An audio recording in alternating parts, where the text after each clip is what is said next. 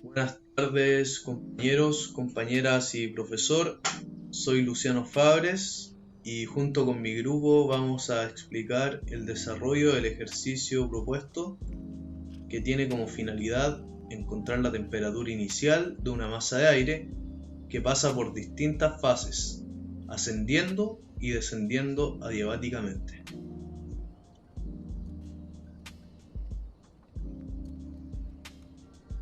Antes de comenzar, es necesario definir algunos conceptos importantes para el entendimiento del ejercicio y conocer cómo estos interactúan entre sí para así poder llegar al resultado final. Masa de aire. Una masa de aire es un volumen de aire definido por su temperatura y contenido de vapor de agua.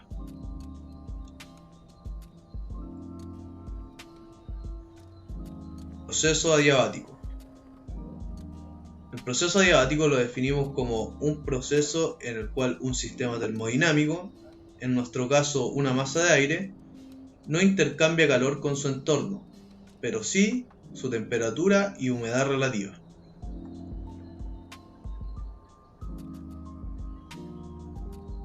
La presión de vapor es la presión que ejerce el vapor de agua dentro de una masa de aire independiente de los demás gases que subyacen ahí. Este es uno de los datos que nos permite obtener la temperatura de una masa de aire a cierta elevación. Esto gracias a la fórmula de Clausius y Clapeyron que explicarán mis compañeros más adelante.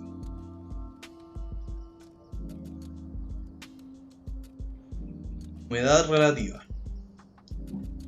La humedad relativa compara la presión de vapor de agua contenida en una masa de aire con la presión de vapor necesaria para que esta masa de aire llegue a la saturación.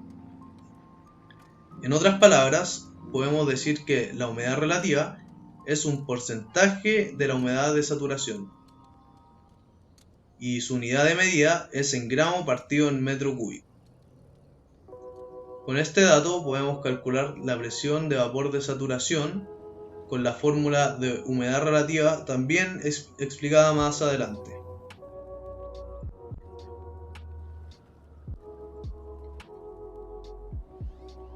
Gradiente seco. Gradiente seco es la variación de temperatura que sufre una masa de aire al ascender o descender, sin que se produzca la saturación de sus partículas. Para una masa de aire que asciende verticalmente, su temperatura se reduce en 9,8 grados Celsius por cada kilogramo. Este dato es ocupado para calcular la variación de temperatura que tiene una masa de aire al elevarse o descender, en condición seca o parcialmente saturada.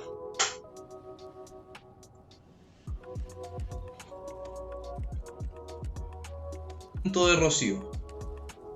El punto de rocío es definido como el valor que tiene que bajar la temperatura de una masa de aire para que ésta comience a condensar el vapor de agua contenido en ella, manteniendo su presión constante, y de esta forma produciendo rocío, niebla, nubes o escarcha.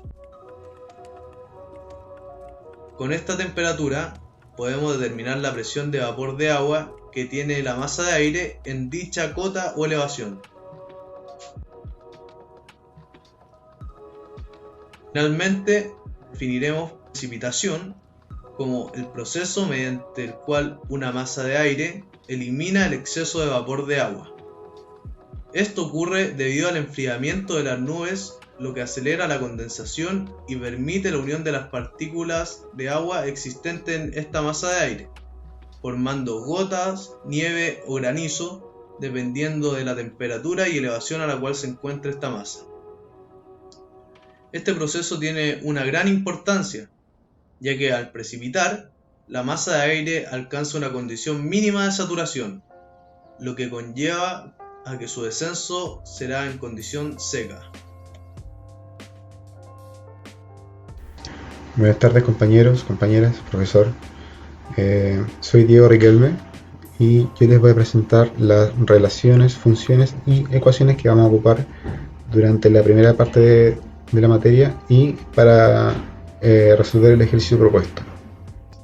La primera de ellas es la relación Clausius-Clapeyron, que vemos representada en esta fórmula matemática, de la cual podemos obtener la presión de vapor necesaria para que una masa de aire a temperatura T se sature o llegue a la humedad relativa del 100%. Y también la podemos ver en esta gráfica con esta curva exponencial, la cual sus coordenadas nos darán los datos de temperatura de la masa del aire en grados Celsius y por el otro lado nos dará la presión de vapor en pascales. También tenemos la humedad relativa, la cual nos indica la proporción de la presión de vapor contenida en una masa de aire respecto de la presión de vapor de saturación de esa misma masa de aire. Esto quiere decir que cuando la humedad relativa es 100%, o sea, ambas presiones de vapor son iguales, es porque la masa de aire ya no puede recibir más vapor de agua.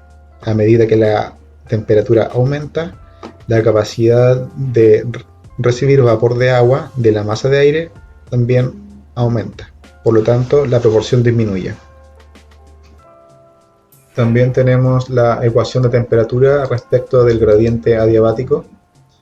Esta ecuación es para masas de aire que varían su cota sin intercambiar calor con los sistemas que la circundan. Y nos permite conocer la temperatura final de la masa de aire, conociendo previamente su temperatura inicial, su variación de altura vertical y el tipo de gradiente adiabático según corresponda.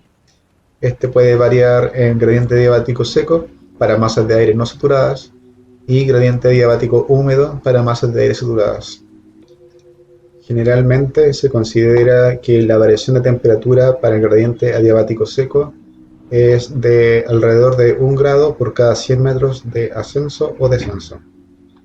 Y el gradiente adiabático húmedo es generalmente el 60 o 65% del gradiente adiabático seco. Esto es 0,6 grados por cada 100 metros de ascenso o descenso.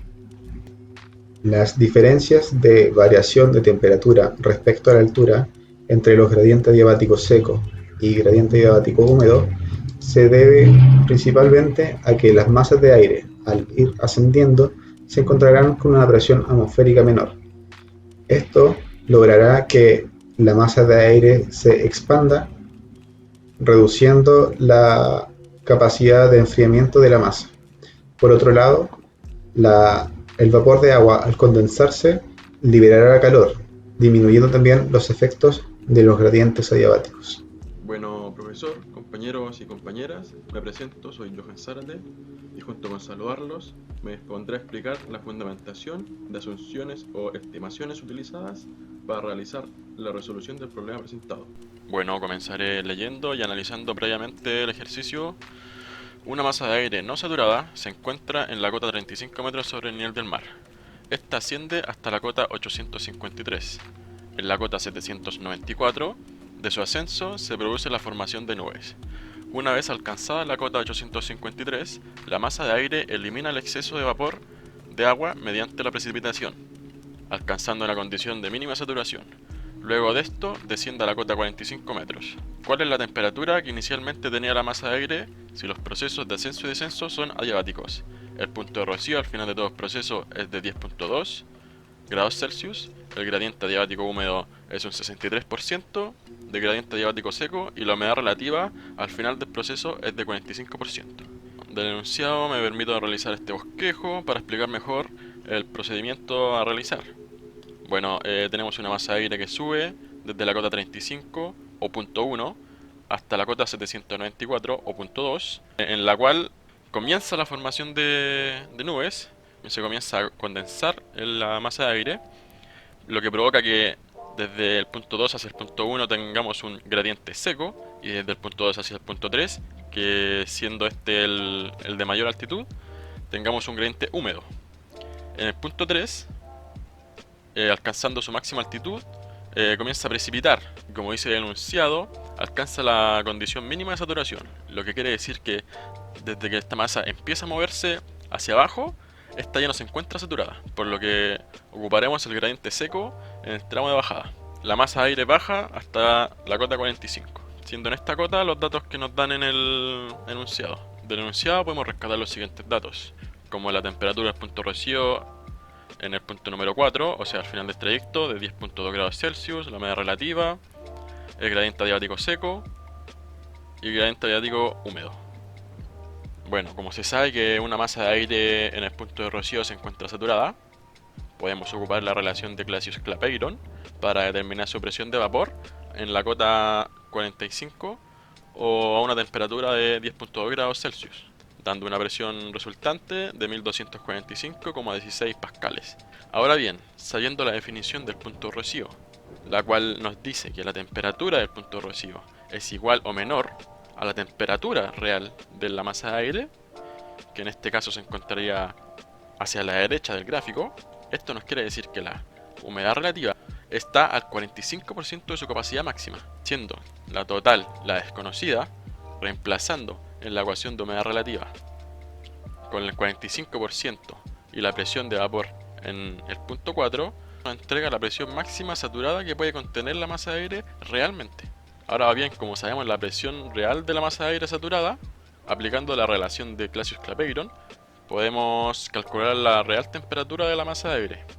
Con simples pasos aritméticos podemos llegar a la conclusión de que la temperatura real de la masa de aire en el punto 4 es de 22,74 grados Celsius. Ahora bien, obtenida la temperatura final de la masa de aire a lo largo de todo el trayecto, lo que nos queda es analizar por tramos, empezando a la inversa, desde el punto 4, que es la temperatura final, llegando hasta la temperatura inicial en el punto 1.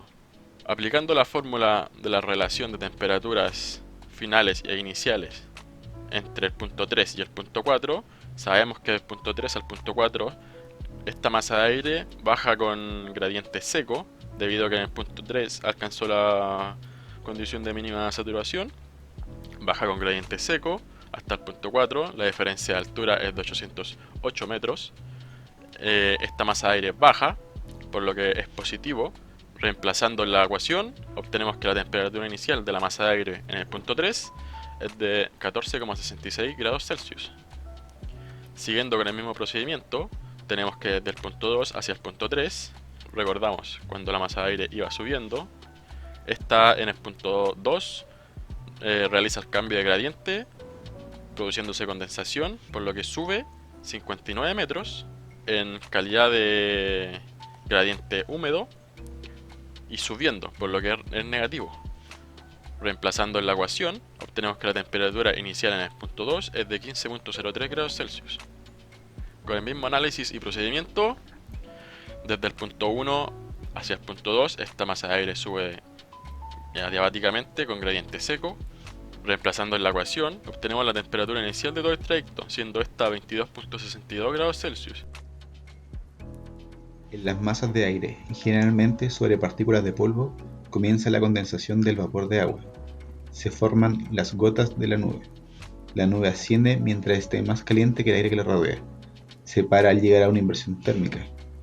Cuando el vapor de agua se condensa, cede calor a la nube y compensa algo el enfriamiento por ascensión. La precipitación se produce cuando el tamaño de las gotas de agua crece hasta formar gotas de agua lluvia, y su peso es tal que supera la fuerza de sustentación originada en los choques con las moléculas de los otros gases del aire.